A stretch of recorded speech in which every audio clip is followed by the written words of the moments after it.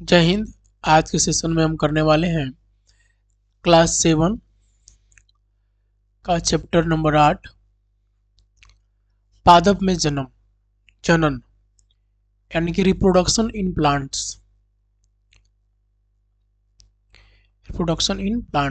Chapter का नाम है पादप में जनन। ठीक है, जब आप बायोलॉजी पढ़ेंगे तो बायोलॉजी में दो चीज़ें होती हैं, एक प्लांट्स होते हैं और एक एनिमल्स होते हैं। हम रिप्रोडक्शन इन प्लांट्स पढ़ रहे हैं जो क्लास 7 में पढ़ना है। और कल, ठीक है, कल हमारा एक सेशन आएगा रिप्रोडक्शन इन एनिमल्स। ठीक है, इन एनिमल्स जो क्लास 8 में पढ़ना है। तो क्लास 8 में जो पढ़ना है वो कल हम पढ़ लेंगे। आज हम पढ़ रहे हैं, मतलब कल या मतलब जो नेक्स्ट मेरा सेशन आएगा कल ही आएगा, सब कुछ सही रहा तो क्लास 7 का रिप्रोडक्शन इन प्लांट्स। चूँकि मेरा ये था कि दोनों चैप्टर एक के बाद एक पढ़ा जाए तो ज़्यादा अच्छा है।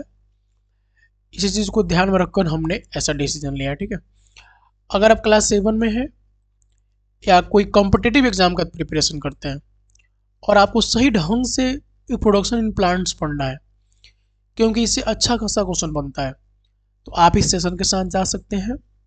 ठीक है, साथ ही आपको हमारा अगर सेशन अच्छा लगे तो वीडियो को लाइक शेयर सब्सक्राइब कर दीजिएगा। ठीक है, आगे बढ़ते हैं। सबसे पहले जनन, कि इसको जनन भी बोलते हैं, इसी को बोलते हैं प्रजनन। इसमें कंफ्यूज नहीं होना है। ठीक है, कि जनन क्या है, प्रजनन क्या है। ठीक है, इंग्लिश में एक ही नाम है, रिप्रोडक्शन। क्या नाम है? रिप्रोडक्शन। नाम से ही प्रोडक्शन मतलब होता है जन्म करना, री मतलब दोबारा। यहाँ देखिए, जनन यानी रिप्रोडक्शन वह जैविक प्रक्रिया है। जैविक प्रक्रिया का मतलब क्या हुआ कि इसमें क्या हुआ, इसमें मानव या सजीव, सीधा बात समझिए, सजीव इसमें भाग लेते हैं उसको जैविक प्रक्रिया बोलते हैं। ठीक है, जैसे कि खाना क्या है, खाना एक जैविक प्रक्रिया है। चलना, दौड़ना, फिरना, ठीक है, सब क्या है, जैविक प्रक्रिया है। भोजन का पचना जैविक प्रक्रिया है। पानी पीना जैविक प्रक्रिया है। ठीक है,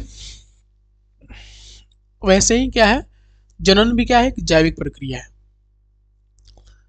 जिसके द्वारा कोई जीव, दुनिया का कोई जीव अपने समान नए जीव यानी संतान उत्पन्न करता है। यही है क्या है, जनन। ठीक है, यही क्या है, जनन है। इस चीज को आप लिखेंगे, मतलब जितना चीज मैं लिखा रहा हूँ हर एक का नोट्स बनाना है सही ढंग से। ठीक है, आप किसी भी क्लास में हैं आपके लिए फायदेमंद होने वाला है, क्योंकि एक ना एक दिन अगर आपको आगे बढ़ना है तो जीवन में एक चैप्टर तो पढ़ना ही पड़ेगा। आज पढ़िए या कल पढ़िए, 5 साल के बाद पढ़िए। अगर आप कॉम्पिटेटिव एग्जाम का प्रिपरेशन करते हैं फिर भी इसको पढ़ना है। अब आते हैं जनन के प्रकार की बात। तो जनन के मुख्य रूप से दो प्रकार होते हैं। एक होता है अलैंगिक जनन, एक क्या होता है, अलैंगिक जनन, और दूसरा होता है लैंगिक जनन। तो अलैंगिक जनन को बोलते हैं एसेक्सुअल रिप्रोडक्शन। ठीक है, और लैंगिक जनन को बोलते हैं सेक्सुअल रिप्रोडक्शन। तो दो भाग हो गया, 1 नंबर 2 नंबर। ठीक है, 1 नंबर। और प्लांट्स जो होते हैं, प्लांट्स मैंने पादप, पादप मैंने पौधा। प्लांट्स में दोनों होता है, एसेक्सुअल भी होता है और सेक्सुअल भी होता है। ठीक है, दोनों होता है। आगे देखिए, अब जो है जो अलैंगिक जनन है ये कितने प्रकार से होते हैं, बहुत सारे प्रकार से होते हैं। ठीक है, एक होता है, देखिए, कायिक प्रवर्धन। एक होता है, क्या होता है, कायिक प्रवर्धन। ठीक है, दूसरा होता है मुकुलन। दूसरा क्या होता है, मुकुलन होता है। ठीक है, तीसरा होता है, तीसरा का नाम है खंडन। तीसरा का नाम क्या है, खंडन है। तीसरा है खंडन। और चौथा का नाम है बीजाणु निर्माण। क्या है, बीजाणु निर्माण। ठीक है, क्या है, बीजाणु निर्माण। तो ये 4 प्रकार से जो है अलैंगिक जनन होता है। हम एक एक करके सबको पढ़ेंगे। हमने देखिए कितना सिस्टमेटिक ढंग से लिखा है। अलैंगिक प्रजनन की एक ऐसी विधि है जिसमें केवल एक जनक ही संतान उत्पन्न करता है। मतलब एक क्वेश्चन पूछा जाएगा कि अलैंगिक जनन और लैंगिक जनन में अंतर बताइए, तो उसमें ये भी लाइन लिख सकते हैं कि अलैंगिक जनन प्रजनन की ऐसी विधि है जिसमें केवल एक जनक ही संतान उत्पन्न करता है। दूसरा बात यहाँ पे देखिए, बहुत इंपॉर्टेंट बात है, अलैंगिक जनन में पादप बिना बीजों के ही नए पादप को उत्पन्न करते हैं। मतलब इसमें बीज नहीं चाहिए। ठीक है, और पादप उत्पन्न हो जाएगा। और लैंगिक जनन की एक खास बात है। और लैंगिक में क्या होगा, बीज चाहिए, इसमें बीज नहीं चाहिए, इसमें बीज चाहिए, यही दोनों में अंतर हो जाता है। तो यहाँ से क्वेश्चन पूछा भी जाता है, आगे हम क्वेश्चन करवाएंगे भी, उसमें लिखा हुआ है। अब देखिए अलैंगिक जनन के प्रकार की बात करें, अलैंगिक जनन के प्रकार, एक है कायिक, नंबर पर क्या है, कायिक प्रवर्धन। पौधों के कायिक भाग, कायिक भाग का मतलब होता है ना मूल, मूल माने जड़, मूल मतलब क्या होता है, जड़ होता है, रूट्स। तना, तना सबको पता है, ये तना है। कोई भी पौधा होता है, पौधा अगर मान लीजिए अगर ये पौधा है, ठीक है, ये पौधा है नहीं, इसका एक जड़ है, जड़ है ये, ठीक है, और ये ऊपर जाएगा तो इधर एक पत्ती होगा, ये पत्ती होगा इधर, ठीक है, ये पत्ती होगा इसका, इसके बीच का जो ये लकड़ी वाला जो भाग होता है इसको क्या बोलते हैं, तना, क्या बोलते हैं, तना बोलते हैं। ये तना, इसको स्टेम बोलते हैं इंग्लिश में। पत्ता, कली, कली माने फूल, फूल निकलने से पहले क्या निकलता है, कली निकलता है, फिर वो फूल में बदलता है, कली आदि से होने वाला जनन कायिक प्रवर्धन कहलाता है। ठीक है, एग्जाम क्वेश्चन कैसे पूछेगा कि किन में कायिक प्रवर्धन द्वारा प्रजनन होता है। गुलाब, गुलाब में हम क्या करते हैं, गुलाब का बीज लाकर रोपते हैं, नहीं ना, टहनी काट के लाते हैं और रोप देते हैं, गुलाब हो जाता है। इसको बोलते हैं, देखिए ये जो दिख रहा है ना पार्श्व संधि, यहीं से निकलता है, यहाँ से काट कर रोपेंगे तो हो जाएगा, यहीं से निकलेगा उसका अक्ष से जुड़ी कली का, देखिए यहाँ पे कली यहाँ पे है, बुक से हम लिए हैं फोटो। आलू की आंख, यहाँ से यहाँ देख रहे आलू जम रहा है, नहीं, आलू का तना है ही, इसको क्या बोलते हैं, तना बोलते हैं।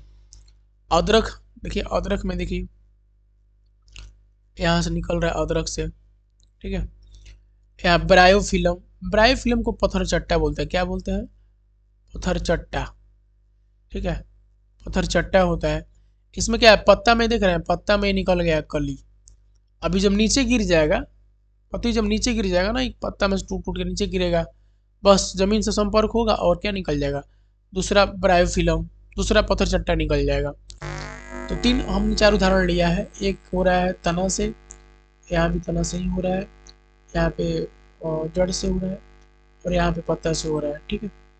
देखिए कायिक प्रवर्धन जो होता है, कायिक भाग, कायिक भाग क्या कहलाता है, तो मूल, तना, पत्ता और कली, कायिक प्रवर्धन। आगे बढ़ते इसके लाभ क्या है, कायिक प्रवर्धन के लाभ, कायिक प्रवर्धन के द्वारा पादप कम समय में उगाया जा सकता है, जल्दी सूख सकता है, पहला भाग, पहला फायदा, पहला फायदा क्या है, जल्दी सुखा सकते। दूसरा फायदा क्या है, देखिए बीजों से उगाए जाने वाले पादप की अपेक्षा कायिक प्रवर्धन द्वारा उत्पन्न पादपों में पुष्प और फल कम अवधि में ही आ जाते हैं। मतलब जैसे कि बीज रोपेंगे ना तो बीज को जमने में ही बहुत दिन लग जाएगा, कायिक प्रवर्धन से क्या जल्दी से एकदम फटाफट काम होगा, ठीक है। अगला क्या है, नए पादप जनक पादप की यथार्थ प्रतिलिपि होता है, मतलब इसमें कोई वेरिएशन नहीं होगा। देखिए बताते हैं, जब अलैंगिक जनन में होता है ना, एक्चुअली वेरिएशन होता ही नहीं है। वेरिएशन क्यों नहीं होता है, क्योंकि इसमें दो पार्टी नहीं होता है, ठीक है, और लैंगिक जनन में क्या होता है, दो पार्टी होता है, इसलिए वेरिएशन दोनों का गुण हल्का हल्का मिलता है। इसमें एक ही पेरेंट होते हैं, एक ही मतलब जनक होते हैं, इसलिए क्या होता है कि कुछ वेरिएशन नहीं मिलता, एकदम सेम कॉपी मिलेगा, ठीक है, क्योंकि वे एक ही जनक द्वारा उत्पन्न होते हैं। दूसरा बात पे आते हैं, मुकुलन क्या कहलाता है। मुकुलन में क्या होगा, देखिए यहाँ पे बाद में पढ़ेंगे उसको, पहले यहाँ पे देख लीजिए फोटो, यहाँ पे ईस्ट है, ऐसे छोटा सा ईस्ट था, ठीक है, इसके बीच में क्या है, इसका केंद्रक है, ठीक है, ईस्ट ऐसे था, ईस्ट कोशिका, यहाँ से हल्का से बड़ा विकसित होकर मुकुल यहाँ से निकला, फिर यहाँ पे छोटा सा निकला, और क्या बाद में क्या हुआ, अलग अलग दिख रहा है, अलग टूट के निकल गया, फिर एक अलग निकला, ऐसे करके दिख रहा है। पहले एक था, इससे कितना बन गया, एक दो तीन चार, चार को बन गया, तो जनन हो गया ना। उसी हाइड्रा में देखिए, यहाँ पे हाइड्रा था, नॉर्मल हाइड्रा था, यहाँ से एक निकला, मुकुल निकला, यहाँ से कली निकला, ठीक है, फिर निकला, आगे क्या हुआ, एक और ऐसा ही हाइड्रा निकल गया, बाद में क्या हुआ, टूट कर अलग गिर जाएगा और एक अलग पौधा बन जाएगा। तो यहाँ से एक से दो हो गया ना, तो बस हो गया जनन। तो लिखा है मुकुलन बर्डिंग लैंगिक प्रजनन यानी एसेक्सुअल रिप्रोडक्शन का एक तरीका है जिसमें जीव के शरीर पर एक छोटा उभार या कली बन रहा है जो धीरे धीरे विकसित होकर एक नया स्वतंत्र जीव बन जाती है और फिर मूल जीव से अलग हो जाती है, जैसे हाइड्रा और ईस्ट। एग्जाम्पल पूछा जब जाता है कि मुकुलन किस किस में होता है, ये बस ये भी अगर याद रखते हैं ईस्ट और हाइड्रा में मुकुलन होता है तो भी आपका काम निकल जाएगा एग्जाम में। ठीक है, आगे बढ़ते हैं। अगला है खंडन। क्या है खंडन? खंडन में क्या होगा कि टूट, देख रहे हैं एगो था शैवाल, एगो शैवाल था, इसका नाम है स्पाइरोगाइरा, एगो था, टूट के क्या बन गया, दूगो बन गया, कई गो बन गया, दूगो बन गया। और फिर क्या होगा, ई दूगो दूगो में टूट जाएगा।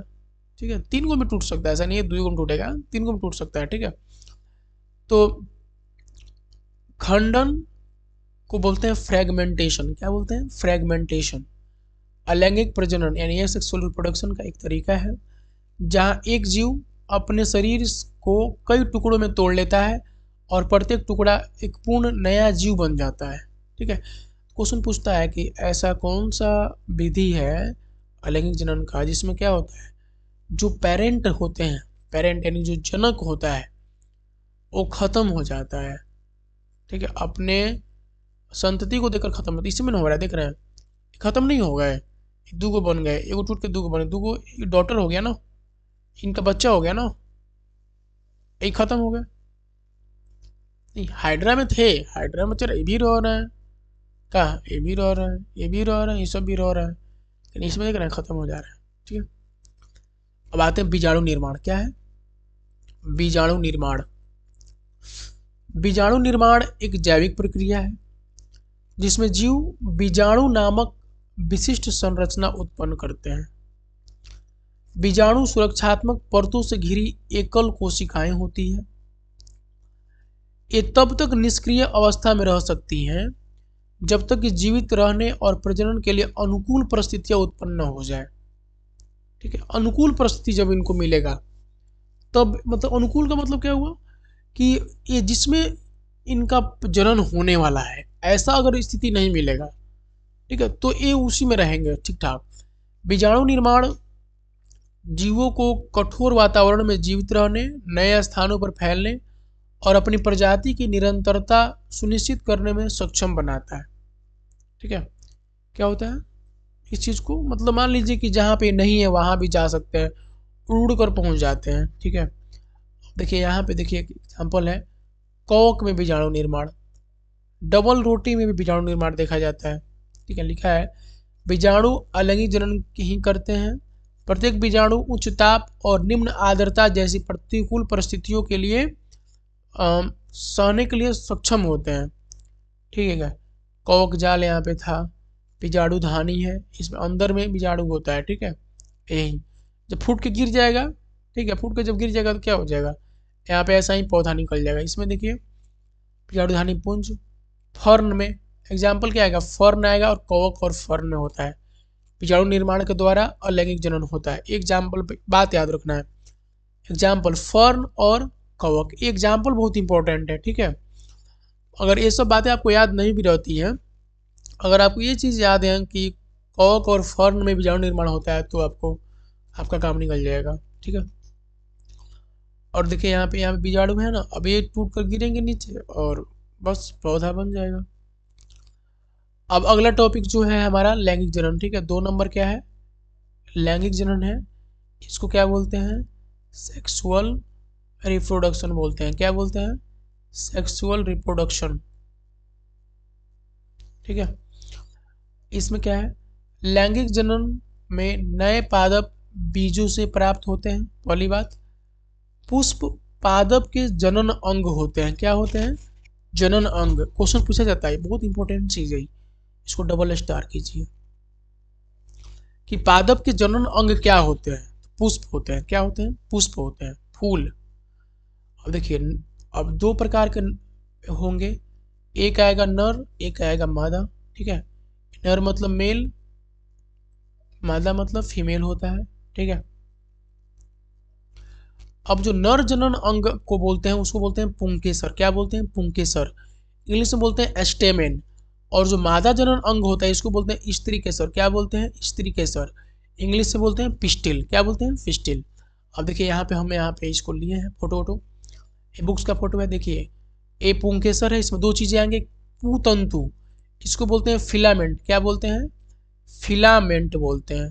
ठीक है। और एक है पराग कोश, इसको बोलते हैं एंथर। क्या बोलते हैं? एंथर बोलते हैं। ठीक है, इंग्लिश में ANTHER। और यहाँ पे देखिए स्त्री केसर जो है इसको पिस्टिल बोल रहे थे, पिस्टिल। ठीक है। और इसको क्या बोल रहे थे?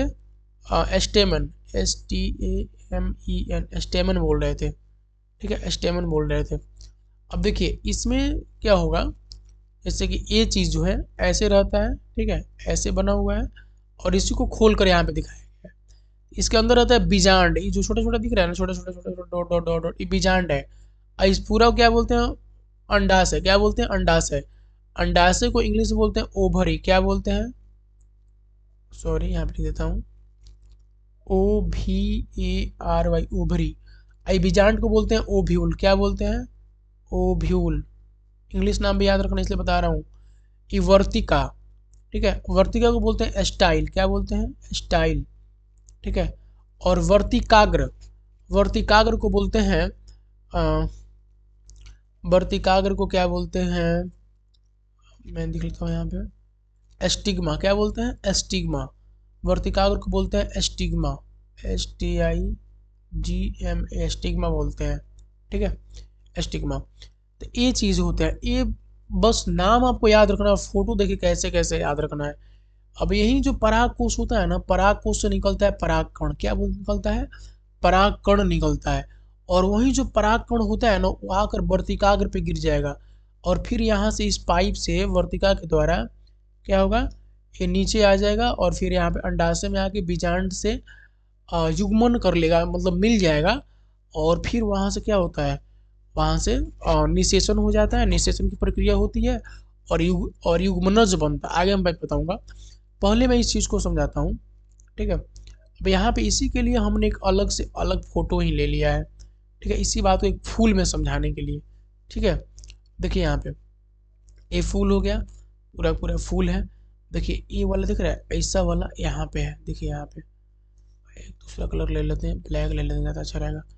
यहाँ पे है, ठीक है, यहाँ पे है, ये चीज़ है यहाँ पे। कांप क्यों रहा है यार? हाँ, यहाँ पे है। ठीक है, देखिए ये वर्तिकाग्र है ऊपर वाला, ये वर्तिका है, और इस सबको मिला के क्या बोलेंगे? स्त्री केसर। क्या बोलेंगे? स्त्री केसर यानी पिस्टिल। ये अंडाशय है, तीन चीजें आएंगी, अंडाशय, वर्तिका और वर्तिकाग्र। इसी के अंदर क्या है? इसी के अंदर क्या है? ये चीज है बीजांड। इसी के अंदर क्या है? बीजांड है। ये सबको मिला के बोलते हैं स्त्री केसर। मतलब स्त्री के जैसे ही बोला जाए, ये पूरा सिस्टम आ जाएगा, तीन चार जो है। ये पुंकेसर, पुंकेसर मतलब स्टेमन, परागकोश और तंतु। बस तंतु मतलब ये वाला जो है, जो उठा कर रखा है इसको, इसी में परागकोश, इसी के अंदर परागकण है, और वहीं परागकण जाके इसमें क्या होता है, जाके मिल जाता है। ठीक है, इस फोटो को भी बना लेंगे आप, और ऐसे क्वेश्चन भी एक है जिसमें फोटो बनाना है। यहाँ पे देखिए पार्ट्स ऑफ फ्लावर करके हमने इंग्लिश में भी लिया है नाम। देखिए इसका नाम दिया ओभरी, इसको ओभरी बोल रहा है, इस पूरा को क्या बोल रहा है? ओभरी बोल रहा है। नहीं, दूसरा कोई कलर लेते हैं।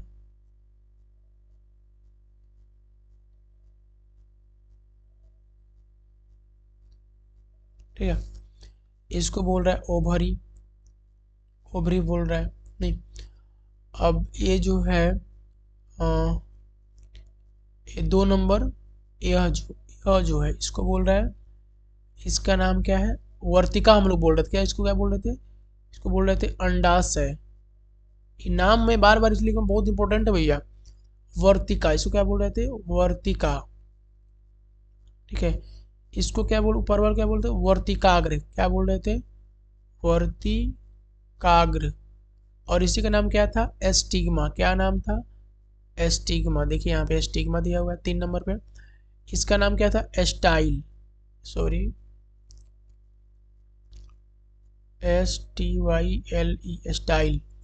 ठीक है, अब देखिए अब यह जो है 5 नंबर, ये ऊपर वाले का नाम क्या था? ऊपर वाले का नाम था एंथर। क्या नाम था? Anther, ANTHER। और इसी को क्या बोल रहे थे? इसी को हिंदी में क्या बोलते थे? पुंकेसर। क्या बोल रहे थे? सॉरी, पुंकेसर तो इसको बोलते हैं ना, साथ दोनों को मिला के क्या बोलते हैं? पुंकेसर। ठीक है, पुंकेसर। और इसी का इंग्लिश में क्या नाम है? स्टेमेन। स्टेमेन नाम है। ठीक है, हिंदी में इसका नाम क्या था? हिंदी में इसका नाम था परागकोश नाम था शायद। कहाँ गया? हाँ, परागकोश नाम था। इसका नाम क्या था हिंदी में? पराग पराग क्या हो जा रहा है? हम्म,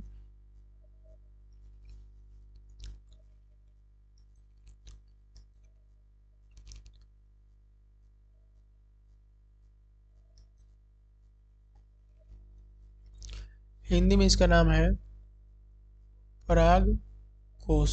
ठीक है, परागकोश है। और इसको बोलते हैं, इस वाले को फिलामेंट। क्या बोलते हैं? फिलामेंट। और इस हिंदी में इसका नाम क्या है? पू सॉरी, यहाँ पे लिखते नहीं दिख रहा है। पूतंतु। ठीक है, देखिए यहाँ पे दिया है। कहाँ गया? हाँ, 6 नंबर फिलामेंट। ठीक है, 5 नंबर एंथर। इस सबको मिला क्या बोलेंगे? पिस्टिल। क्या बोलेंगे? पिस्टिल बोलते हैं। और इसको क्या बोलते हैं? स्त्री केसर। क्या बोलते हैं? स्त्री केसर। ठीक है, स्टेमन यानी पुंकेसर। 8 नंबर का नाम क्या है? 8 नंबर का नाम है पेटल। क्या नाम है? पेटल। ठीक है, इसको बोलते हैं पंखुड़ी। क्या बोलते हैं? पंखुड़ी। ठीक है, इसको बोलते हैं पंखुड़ी। ये सेपाल है। ये क्या है? सेपाल है। SCPAL, sepal. ठीक है, ये रिसेप्टेकल है। रिसेप्टेकल, इसको बोलते हैं TH, पुष्पदानी शायद बोलते हैं इसको हिंदी में।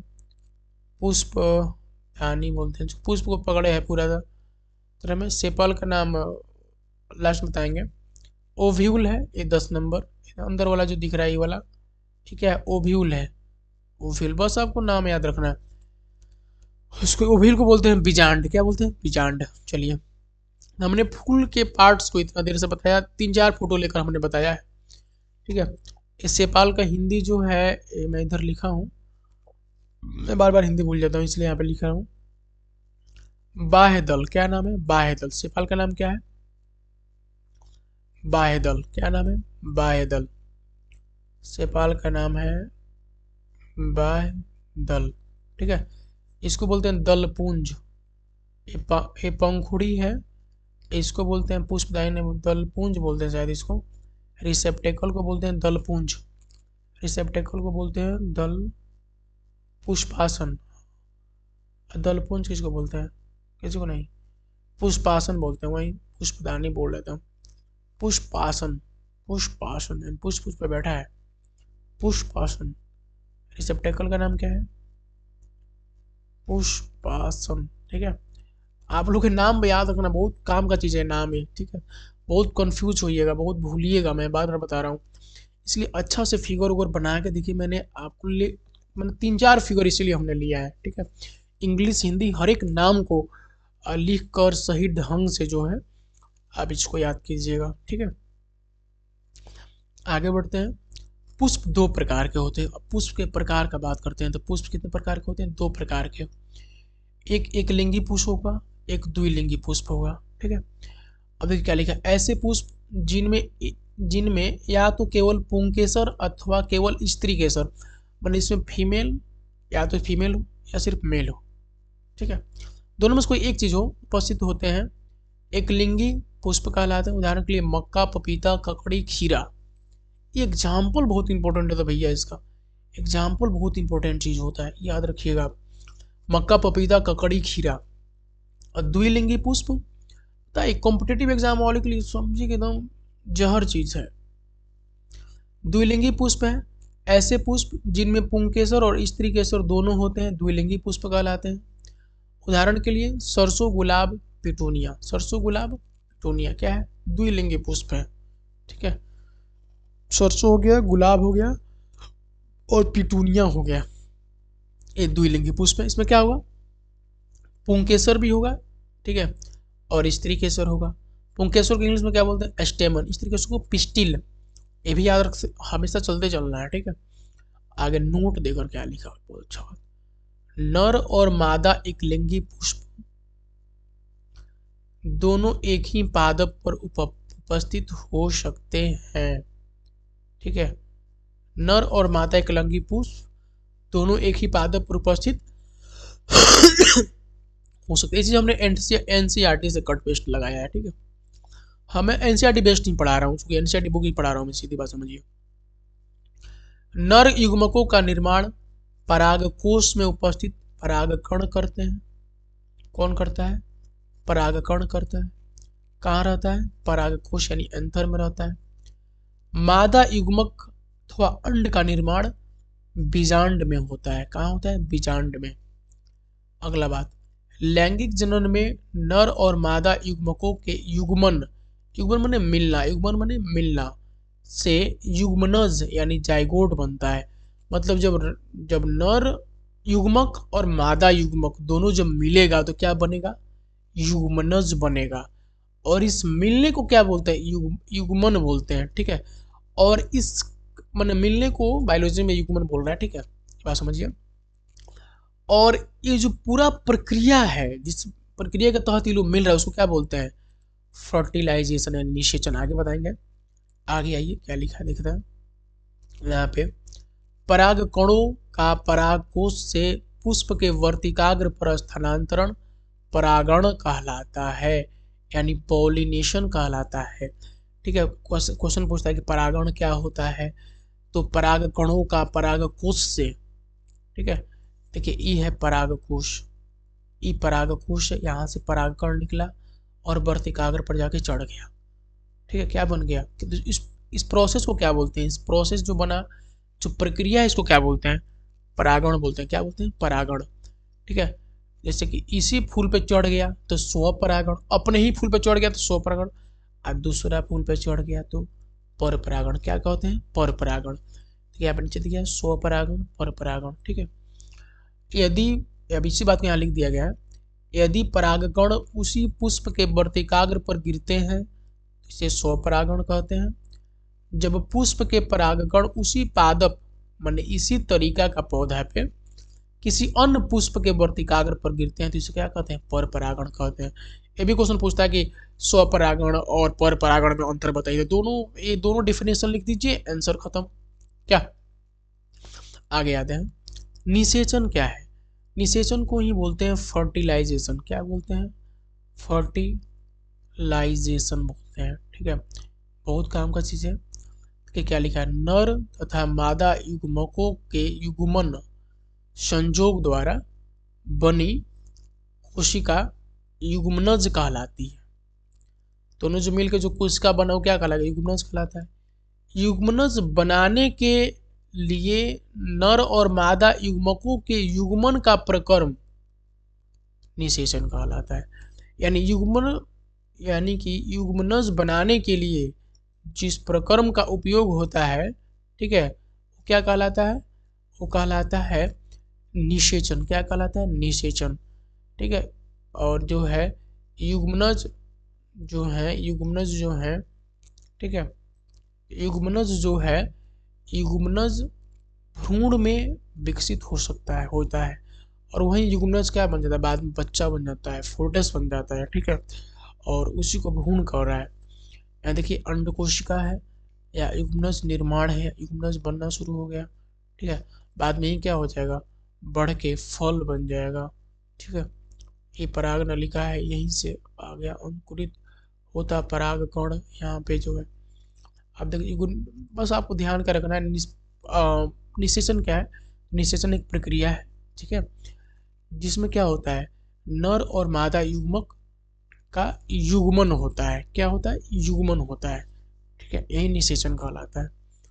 और उसके, और निषेचन का ही रिजल्ट क्या है, जो निषेचन है उसका रिजल्ट क्या है, युग्मनज जो बन रहा है उसका रिजल्ट है, ठीक है। अब आते हैं फल और बीज का विकास। क्या फल और बीज का विकास की बात करते हैं। देखिए फल बना हुआ है, ये बीज वाला है, बादाम है, सेब का भाग है, ठीक है। निषेचन के पश्चात अंडाशय फल में विकसित हो जाता है, जबकि पुष्प के अन्य भाग मुरझाकर गिर जाते हैं। परिपक्व हो जाने पर अंडाशय फल के रूप में विकसित हो जाता है, ठीक है। बीजांड से बीज विकसित होता है। बीजांड से क्या विकसित होता है? बीज विकसित होता है। बीजांड जो अंडाशय को जो बीजवा में था, बीज में एक भ्रूण होता है। बीज में क्या होता है? एक भ्रूण होता है जो सुरक्षात्मक बीजावरण से के अंदर रहता है, ताकि मतलब उस पे बीज सुरक्षित रह सके। इसलिए कुछ फल गूदेदार और रसीले होते हैं, जैसे आम, सेब और संतरा। कुछ फल कठोर होते हैं, जैसे बादाम, अखरोट आदि। ये सब क्या है? कठोर फल है। यहाँ पे तुम देख सकते हैं। अब है बीज का परिक्रमण। बीज का क्या परिक्रमण की बात करते हैं, तो बीज के परिक्रमण में आते हैं। मैं पढ़ देता हूँ। प्रकृति में एक ही प्रकार के पादप विभिन्न स्थानों पर उगे हुए पाए जाते हैं। जैसे बीजों के विभिन्न स्थानों पर प्रकीर्णन के कारण होता है, ऐसा जो होता है बीजों के विभिन्न स्थानों पर प्रकीर्णन के कारण। यानी प्रकीर्णन मतलब क्या होगा? बीज एक जगह से दूसरे जगह पर जाएगा। यहाँ पे क्या लिखा है? कभी कभी किसी वन अथवा खेत या फिर उद्यान में चहलकदमी करते समय आपको अपने वस्त्रों पर फलों के बीज चिपके दिखाई दिए होंगे।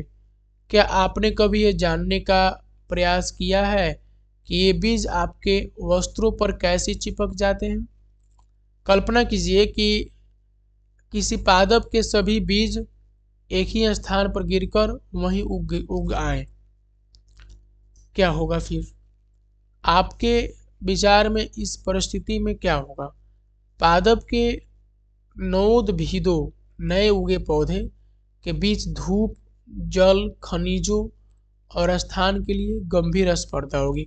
मतलब एक ही तरह का जब बीज एक जगह गिर जाएगा तो उस मिट्टी पे क्या होगा? एक ही तरह का न्यूट्रिएंट खींचेगा, एक ही तरह का पोषण खींचेगा, जल, धूप हर के लिए प्रतिस्पर्धा होगा। और क्या होगा? किसी का विकास ठीक ढंग से नहीं होगा। संभवतः उनमें से कोई भी स्वस्थ पादप के रूप में विकसित नहीं होगा। पादपों को बीजों के परिक्रमण से लाभ होता है, ठीक है। इससे एक ही प्रकार के पादप के नवोद्भिदों में सूर्य के प्रकाश, जल और खनिजों के लिए परस्पर स्पर्धा की संभावना कम हो जाती है। प्रकीर्णन पादप को व्यापक क्षेत्र में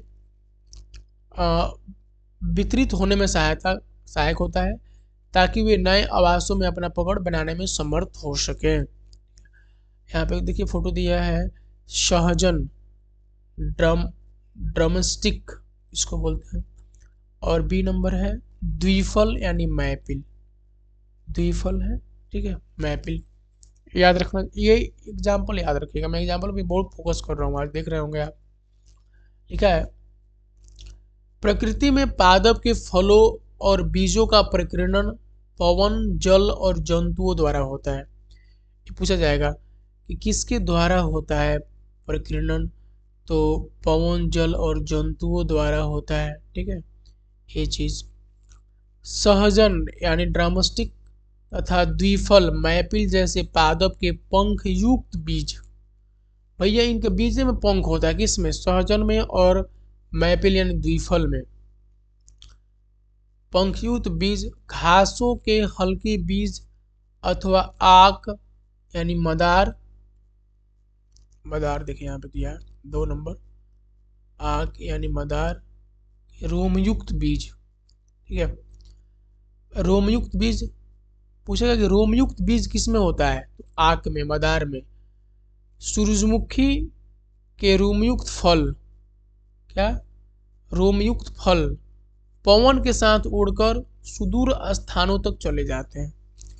भैया ये पवन के साथ उड़ जाते हैं, पंख वाले हैं, पवन माने हवा के साथ उड़ जाते हैं, ठीक है। कुछ बीज जल द्वारा प्रकीर्णित होते हैं। ऐसे बीजों अथवा फल के आवरण स्पंजी अथवा तंतुमय होते हैं ताकि वे जल में पलवन यानी तैरते हुए एक स्थान से दूसरे स्थान तक जा सके। मैंने जल में डूबने वाला रहेगा थोड़ा तैरेगा, उसी बात कर रहा है। उदाहरण के लिए नारियल। कुछ बीज जंतुओं द्वारा प्रकीर्णित होते हैं, विशेष रूप से कंटकी कांटेदार बीज जिनमें हुक जैसी संरचना होती है, जिससे बीज जंतुओं के शरीर से चिपक जाते हैं और दूसरे स्थानों तक ले जाए जाते हैं। ठीक है, इसका उदाहरण है यूरेना और जैनिथियम। ठीक है, जैनिथियम है, देखिए जैनिथियम ऐसा होता है। एग्जाम्पल याद रखना है कि यूरेना पूछेगा, यूरेना और जैनिथियम का प्रकीर्णन किनके द्वारा होता है, तो मानव के द्वारा होता है। भाई फंस जाता है, इसमें हुक जैसा होता है। ठीक है, पूछेगा कि नारियल का कैसे होता है, तो पानी के द्वारा होता है। ठीक है, क्योंकि यह स्पंजी होता है। नहीं, कुछ पौधों के फल झटके के साथ फट जाते हैं जिससे उनके अंदर स्थित बीज प्रकीर्णित हो जाता है। माने कुछ रहले रहले रहेगा, फट जाएगा अपने से। ठीक है, जब टाइम उसका होगा तो, और फिर क्या होगा, मिट्टी में गिर जाएगा, फिर वहां से दूसरा पौधा बन जाएगा। बीज जनक पादप से दूर जाकर गिरते हैं। एरंड और बालसम के पादप ऐसा ही होता है, खुद फटता है, एरंड और बालसम। ठीक है, ये सब एग्जाम्पल आप याद रखेंगे। आशा करते हैं यहाँ तक आपको स्टेशन समझ में आया हो। अब क्वेश्चन आंसर पे आते हैं। ठीक है, क्वेश्चन क्या है, क्वेश्चन नंबर 1 अभ्यास का प्रश्न है। जनक पादप के कायिक भागों से नए पादप के उत्पादन का प्रक्रम क्या कहलाता है, तो जनक पादप के कायिक से हो रहा है, क्या कहलाएगा, कायिक प्रवर्धन। क्या कहलाएगा, कायिक प्रवर्धन कहलाएगा। ठीक है, कायिक प्रवर्धन कहलाएगा। अगला क्वेश्चन, ऐसे पुष्पों को जिनमें केवल नर अथवा मादा जनन अंग होते हैं क्या कहलाएगा, एक, क्या कहलाएगा, एक लिंगी। अभी हमने बताया। ठीक है, परागकणों का उसी अथवा उसी प्रकार के अन्य पुष्प के परागकोश से वर्तिकाग्र पर स्थानांतरण क्या कहलाता है, परागण। क्या कहलाता है, परागण। इसी के बारे में बताया था, पॉलिनेशन। नर और मादा युग्मकों का युग्मन क्या कहलाता है, निषेचन। क्या कहलाता है, नर और मादा युग्मकों का युग्मन, युग्मन जो होता है युग्मनज कहलाता है। क्या कहलाता है, युग्मनज कहलाता है। निषेचन वो प्रक्रिया होता है। ठीक है, बीज का प्रकीर्णन क्या है, पवन द्वारा होता है। ठीक है, जंतु द्वारा होता है। ठीक है भैया, और जल द्वारा होता है। ठीक है, जल के द्वारा होता है। अगला क्वेश्चन आते हैं, क्वेश्चन नंबर 2। इसका आंसर हम नहीं लिखे हैं, क्या हम लिखे, अलैंगिक जनन की विभिन्न विधियों का वर्णन कीजिए, प्रत्येक का उदाहरण दीजिए। इस क्वेश्चन नंबर 2 का जो आंसर है हम यहाँ पे करवाए हैं, आप यहाँ से इसको लिखेंगे। ठीक है, यहाँ से देखिए पूरा है, यहाँ से शुरू हो रहा है, यहाँ से शुरू हो रहा है, कहाँ मर गया, यहाँ से शुरू हो रहा है और यहाँ से 1 नंबर 2 नंबर करके फोटो नहीं बनाना, बस एग्जाम्पल लिखिएगा और उसके बारे में लिखिएगा।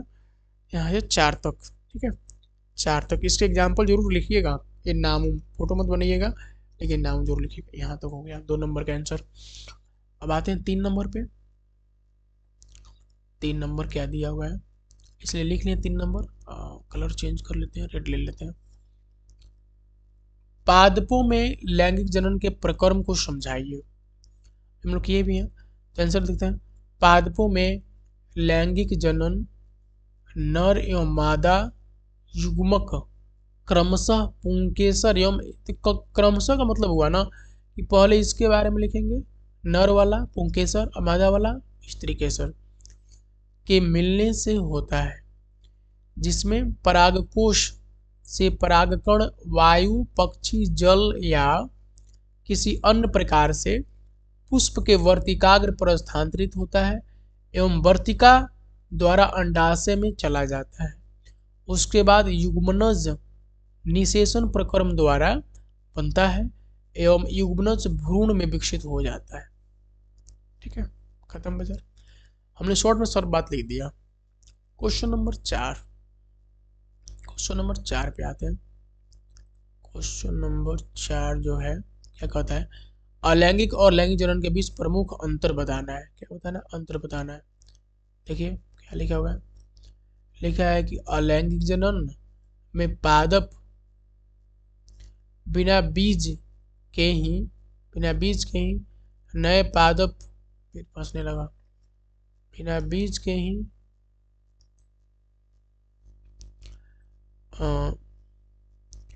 नए पादप को उत्पन्न करते हैं, जबकि लैंगिक जनन में नए पादप बीजों से प्राप्त होता है। दूसरा नंबर देखिए, अलैंगिक जनन 1 नंबर मान लीजिए, इसको 2 नंबर। अलैंगिक जनन में एक ही जनक से संतति उत्पन्न होती है, जबकि लैंगिक जनन में संतति उत्पत्ति के लिए नर और मादा दोनों का होना आवश्यक है। 3 नंबर इनका उदाहरण, लैंगिक जनन गुलाब, आलू, अदरक, पराई फिल्म इत्यादि में होता है, जबकि लैंगिक जनन आम, सेव, संतरा, अखरोट आदि इत्यादि में होता है। ठीक है, चलिए अगला क्वेश्चन। हाँ, क्वेश्चन नंबर 5, इस पे मैंने बहुत काम करवाया था। किसी पुष्प का चित्र खींचकर उसमें जनन अंगों को नामांकित कीजिए। देखिए यहाँ पे आप ये भी फोटो बना सकते हैं जो हमने बनाया है, और अगर आपको बनाने का मन नहीं है तो आप जो है इस फोटो को भी बना सकते हैं। यहाँ पे देखिए इस वाले फोटो को, ठीक है, इस वाले को भी बना सकते हैं। यहाँ पे लिखा भी हुआ है हिंदी में पूरा। यहाँ भी हमने आपके लिए दोनों भाषा में, हिंदी जैसे ऊपर लिखा था वहाँ यहाँ पे लिख दिया है। देखिए यहाँ पे देखिए, इसको यहाँ पे बहुत अच्छा से दिया था इसलिए हमने इसको लिया है। 1 2 3, ये तीनों को मिलाकर क्या बोलते हैं, 4 नंबर। तीनों को मिला क्या बोलते हैं, स्त्री केसर। क्या बोलते हैं, स्त्री केसर। अंडाशय, वर्तिका और वर्तिकाग्र। ठीक है, इसी में ये भी है, बीजांड भी इसी में आ जाएगा। ठीक है, बीजांड भी इसी के अंदर आ जाएगा। परागकोश, देखिए परागकोश है, ये वाला परागकोश है। ठीक है, ये वाला क्या है, परागकोश है। और ई वाला को बोलते हैं पुतंतु यानी फिलामेंट। दोनों को मिलाकर क्या बोलेंगे, पुंकेसर। ए वाला जो है लाल वाला पंखुड़ी, ए हरा वाला जो है बाह्यदल, और ई जो है निचुआ एकरा, इसका नाम कौन सी है, हाँ जो पकड़ के रखा है इसको, पुष्पासन। ठीक है, और इसको बोलते हैं बीजांड। क्या बोलते हैं, बीजांड यानी ओव्यूल। ठीक है, और बीजांड बीज में परिवर्तित होता है। क्वेश्चन नंबर 6 पे आइए, स्वपरागण और पर परागण के बीच अंतर बताइए। स्वपरागण एवं पर परागण के बीच अंतर निम्नलिखित है। स्वपरागण में क्या लिखा है, यदि परागकण उसी पुष्प के वर्तिकाग्र पर गिरते हैं तो इसे स्वपरागण कहते हैं। यदि परागकण उसी पादप के किसी अन्य पुष्प के वर्तिकाग्र पर गिरते हैं तो इसे क्या कहते हैं, पर परागण कहते हैं। ठीक है, क्वेश्चन नंबर 7, पुष्पों में निषेचन का प्रक्रम किस प्रकार संपन्न होता है। स्वपरागण या पर परागण द्वारा जब परागकण वर्तिकाग्र पर गिरते हैं तो परागकण वर्तिका द्वारा अंडाशय तक पहुंचते हैं एवं बीजांड से मिलते इस मिलने के बीजांड से मिलते हैं छूट गया है, इस मिलने के प्रक्रम को निषेचन कहते हैं। क्या कहते हैं, निषेचन कहते हैं। एवं इसके परिणाम स्वरूप युग्मनज यानी जाइगोट का निर्माण होता है। तो युग्मनज का क्या प्रोसेस समझ में, मिलने का प्रक्रम है। क्या है, मिलने का प्रक्रम है, मिलने को युग्मन बोलते हैं। ठीक है, यहाँ पे आइए क्वेश्चन नंबर 8, बीजों के प्रकीर्णन की विभिन्न विधियों का वर्णन कीजिए। देखिए बीजों के प्रकीर्णन यानी फैलाव, ये कई विधियां हैं जिनमें मुख्य रूप से हवा द्वारा, पंख या रोएदार संरचनाओं से, पानी द्वारा, तैरने की क्षमता से, जानवरों द्वारा, खाकर या शरीर से चिपक कर, विस्फोटक या यांत्रिक विधि, फल के फटने से, और मानव द्वारा प्रकीर्णन शामिल है।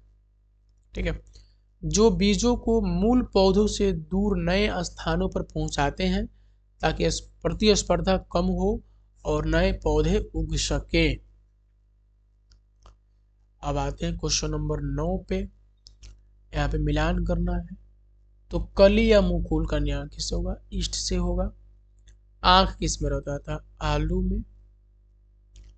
खंडन स्पाइरोगाइरा, शैवाल वाला। पंख मैपिल में पंख होता है। और बीजाणु, बीजाणु होते हैं डबल रोटी की फफूंद में। ठीक है। अगला क्वेश्चन, पादप का जनन भाग होता है, पादप का जनन भाग होता है उसका पुष्प। क्या होता है? पुष्प। स्टार लगा कर लिखवाया, देखिए क्वेश्चन लट भी गया। नर और मादा युग्मक के युग्मन का प्रक्रम क्या दिया है? प्रक्रम निषेचन कहलाता है। परिपक्व होने पर अंडाशय फल में विकसित हो जाते हैं। ठीक है। और यहाँ पे है बीजाणु उत्पन्न करने वाला एक पादप जीव है बीजाणु डबल रोटी के फफूंद। ठीक है। ब्रायोफिल्म यानी पत्थर चट्टा अपने जिस भाग द्वारा जनन करता है वह है पत्ती। क्या है? पत्ती। बाकी सेशन को आपने पूरा देखा है तो इसके लिए थैंक्स। आशा करते हैं कि आपको ये सेशन पसंद आया हो। अगर पसंद आया तो चैनल को लाइक शेयर सब्सक्राइब शेयर भी कीजिए और कमेंट करके हमें ज़रूर बताइएगा कि आपको ये सेशन कैसा लगा। अगर कुछ त्रुटि लगा तो उसको भी बताइएगा। अगर आप अगला वीडियो किस पे चाहते हैं भी बताइएगा, हम ज़रूर आपके सेवा में आगे और आते रहेंगे। बाकी सेशन को देखने के लिए धन्यवाद। जय हिंद, जय भारत।